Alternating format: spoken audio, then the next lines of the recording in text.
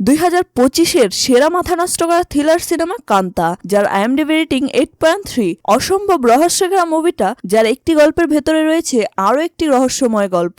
ওকে, তাহলে চলে আসি মূল আলোচনায়। সিনেমার শুরুতেই আমরা দেখতে পাই বৃষ্টি ভেজা রাতে একজন রহস্যময় মানুষ স্টুডিওতে প্রবেশ করে বন্দুক হাতে নিয়ে। তারপর সে দরজা খুলে একজনকে গুলি করে। কিন্তু কে এই রহস্যময় ব্যক্তি? কাকেই বা মারলো সে? এমন প্রশ্নের মধ্য দিয়ে সিনেমাটি শুরু হয়। এরপর সিন চলে যায় এই খুনের ঘটনার কয়েক মাস আগে। মডার্ন স্টুডিওর মালিক মার্টিন, একজন বিখ্যাত পরিচালক যার নাম আরকে, তাকে ডেকে নিয়ে আসেন এবং বলেন, স্যার, আমাদের আবারও শান্তা ছবিটা বানাতে হবে। আপনার চাহিদা অনুযায়ী আমি প্যারিস থেকে সিনেমাটোগ্রাফার এনে দেব।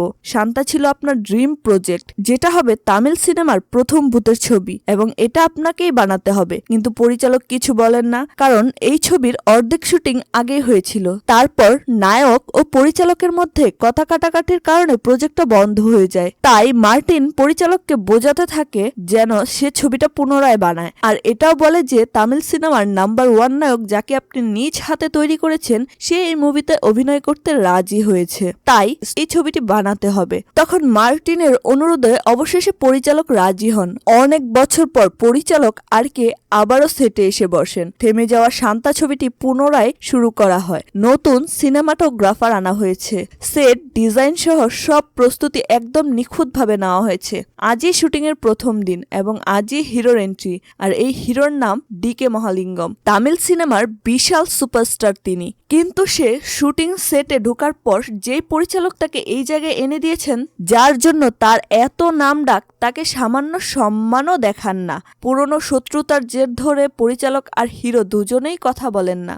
এরপর পরিচালক প্রথম শট নেওয়ার পরিকল্পনা করেন, কিন্তু হিরো বলে দেয়, ওপেনিংয়ে আমি অন্য সিন বলেছিলাম। শেষবার যেখানে শুটিং থেমে গিয়েছিল সেখান থেকেই শুরু করতে হবে। হিরোর মতে দর্শক তার কাছ থেকে কি আশা করে, কোন ডায়লগে হাততালি পড়বে, এটাই তার কাছে সবচেয়ে গুরুত্বপূর্ণ। কিন্তু পরিচালক বলে, এটা আমার লেখা গল্প, চরিত্রগুলো আমার মতো করেই অভিনয় করতে হবে। তিনি এ ব্যাপারে কঠোর। কিন্তু হিরো শুটিং এর শুরু থেকেই পরিচালকের কথা শুনতে চায় না।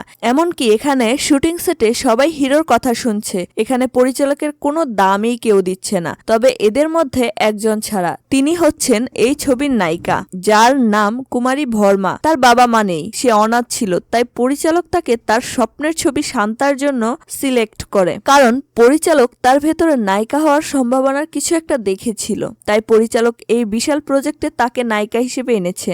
যাই হোক, এখানে দেখা যাচ্ছে শুটিং সেটে যারা আছে তারা সবাই হিরোর কথা শুনলেও ডিরেক্টরের কথা শোনার মতো একমাত্র মানুষ এই নায়িকা। নায়িকা ডিরেক্টরের কথা ছাড়া কোনো কাজ করেন না। ডিরেক্টর যেভাবে অভিনয় করতে বলেন ঠিক সেভাবেই সে অভিনয় করে। এভাবে নায়িকা পুরোপুরি ডিরেক্টরের পক্ষেই থাকেন। আর এই সব কিছুই আমাদের হিরো লক্ষ্য করেন এবং সে প্রডিউসারকে ডেকে বলেন, এই ছবির নাম শান্তা, এই নামটা ভালো লাগছে না, নামটা বদলে একটা নতুন নাম রাখুন। হিরোর কথা মতো তাই করা হয়। শুরু থেকেই হিরো সবকিছুতে বদল আনতে শুরু করে। বিষয়টা ডিরেক্টরের কাছে খুব খারাপ লাগে, কারণ তার কাছে শান্তা হলো তার স্বপ্নের সিনেমা। তারপর এভাবেই হিরোর ইচ্ছে মতো চলতে থাকে সিনেমার শুটিং। কিন্তু ডিরেক্টর ও হিরো কেউ কারো সাথে কথা বলে না। এটা নায়িকার নজরে আসে। তাই নায়িকা ডিরেক্টরকে বলেন, আপনারা দুজন একবারও কি পুরনো বিরোধ ভুলে কথা বলতে পারেন না? তখন ডিরেক্টর বলে, তুমি তাকে চেনো না, সে আমার সাথে বিশ্বাসঘাতকতা করেছে। এই জায়গায় ডিরেক্টরের গল্পটা ফ্ল্যাশব্যাকে চলে যায়। দেখা যায় একটি সাধারণ লোকনাট্যের দলে একটি ছেলে জীবিকার জন্য বিভিন্ন সাজে অভিনয় করত। সেই ছেলেটি হলো মহালিঙ্গম। তার ভেতরে প্রতিভা দেখে ডিরেক্টর এতটাই মুগ্ধ হন এবং তাকে নিজের বাড়িতে নিয়ে এসে মানুষ করেন। পরে এক প্রডিউসারের সঙ্গে পরিচয় করিয়ে তাকে নায়ক হিসেবে লঞ্চ করেন।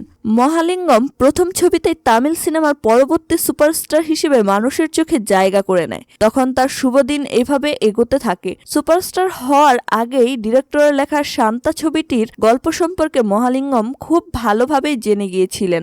এক সময় তিনি ডিরেক্টরকে বলেন, আপনার নেক্সট ছবি আপনি এটাই বানান, কিন্তু ডিরেক্টর বলে এই ছবির সময় এখনো আসেনি, এটি আমার স্বপ্নের ছবি, সময় হলে আমি নিজেই বলবো। সময়ের সাথে সাথে ডিকে মহালিঙ্গম বড় নায়ক হয়ে ওঠেন। তখন ডিরেক্টর তাকে ডেকে বলেন, তুমি যে গল্পটা চেয়েছিলে আমার স্বপ্নের ছবি শান্তা, এবার আমি সেটা বানাতে প্রস্তুত। আর সেই গল্পটা হিরো খুব ভালো করেই জানতো এবং সেই গল্পের শেষের দিকে মানে ক্লাইম্যাক্সে হিরোর মৃত্যু ঘটে। কিন্তু সেই ক্লাইম্যাক্সটা মহালিঙ্গম বদলাতে চান, কারণ বর্তমানে মানুষ তাকে দেবতার মতো দেখে। ক্লাইম্যাক্সে সে মারা যাবে এটা ভক্তরা মোটেও পছন্দ করবে না। হিরো বলে আমার ভক্তদের জন্য ক্লাইম্যাক্সটা বদলে দিন। এইভাবে অনুরোধ করতে ডিরেক্টর বিরক্ত হয়ে যান। তবু তিনি ধৈর্য ধরে হিরোকে বোঝান, এই গল্পের জন্য এটিই সঠিক ক্লাইম্যাক্স, আমাকে বিশ্বাস করো, যেভাবে বলছি সেভাবেই অভিনয় করো। এরপর শুটিংও শুরু হয়ে যায়, কিন্তু শুটিং চলার মাঝপথেই ডিরেক্টর আর হিরোর মধ্যে অভিনয় নিয়ে প্রচুর মতবিরোধ সৃষ্টি হয়। ডিরেক্টর চান হিরোর চরিত্র অনুযায়ী অভিনয় করুক, কিন্তু হিরো নিজের হিরোইজম দেখিয়ে যেতে চান। এরপর হিরো মাঝপথে ছবি ছেড়ে দিয়ে চলে যায় আর বলে যায়, এভাবে আমি আর কাজ করতে পারবো না। এইভাবে সে আমার সাথে বিশ্বাসঘাতকতা করেছে। যাই হোক, এরপর একদিন শুটিং এর পরবর্তী দৃশ্যে দুজনের একটা রোমান্টিক সিন ধারণ করা হয়। সেখান থেকে হিরোইন ধীরে ধীরে হিরোকে পছন্দ করতে শুরু করে, কিন্তু হিরো তো বিবাহিত, একজন ধনী ব্যবসায়ীর একমাত্র মেয়ে দেবীকে বিয়ে করে সংসার জীবন কাটাচ্ছেন। তা সত্ত্বেও হিরোইনের মনে হিরোর প্রতি প্রেম জন্মায়। হিরো আর হিরোইনের এই গোপন সম্পর্কের ব্যাপারটা হিরোর শ্বশুর জেনে ফেলেন। তাই তিনি হিরোকে আলাদা ডেকে নিয়ে বুঝিয়ে বলেন যাতে সে নায়িকার সাথে কোনো সম্পর্কে না জড়ায়। তবু হিরো গোপনে হিরোইনের সঙ্গে যোগাযোগ চালিয়ে যায়। হঠাৎ একদিন হিরোইন হিরোকে বলে, আমি প্রেগনেন্ট, তুমি আমাকে বিয়ে করো। এই কথা শুনেই হিরো একদম শকড হয়ে যায়। হিরো কিছু একটা ভাবতে থাকে, তারপর কিছু না বলে চলে যায়। এদিকে আছে শান্তা ছবির শেষ দিনের শুটিং চলছে। ক্লাইম্যাক্সে যেখানে হিরো মারা যায় সেই দৃশ্যটা পরিবর্তন করতে চাইছে হিরো, আর এটা নিয়ে এখনো ডিরেক্টরের সঙ্গে বড় ধরনের বিরোধ চলছে। অন্যদিকে শুটিং সেটে দুইবার হিরোকে মারার চেষ্টাও হয়। হিরো তো নিশ্চিত এই কাজ ডিরেক্টরই করেছে। এটা নিয়ে হিরো আর ডিরেক্টরের মধ্যে আবার বড় ধরনের ঝগড়া বাঁধে। হিরো বলে ক্লাইম্যাক্স না পাল্টালে এই ছবি ড্রপ হয়ে যাবে। তখন হিরো রাগে চিৎকার করতে করতে চলে যায়। আর সেই রাতে যখন হিরোইন স্টুডিওতে একা ছিল, হিরো তাকে দেখতে আসে। সে বলে, আগামীকাল আমরা দুজনে তিরুপতি গিয়ে বিয়ে করে ফেলি। এই কথা শুনে হিরোইন খুব খুশি হয়। চলে যাওয়ার পর হিরোইন স্টুডিওতে একাই ছিল। বাইরে তখন প্রচন্ড বৃষ্টি হচ্ছে। ঠিক তখনই স্টুডিওতে প্রবেশ করে সেই রহস্যময় ব্যক্তি।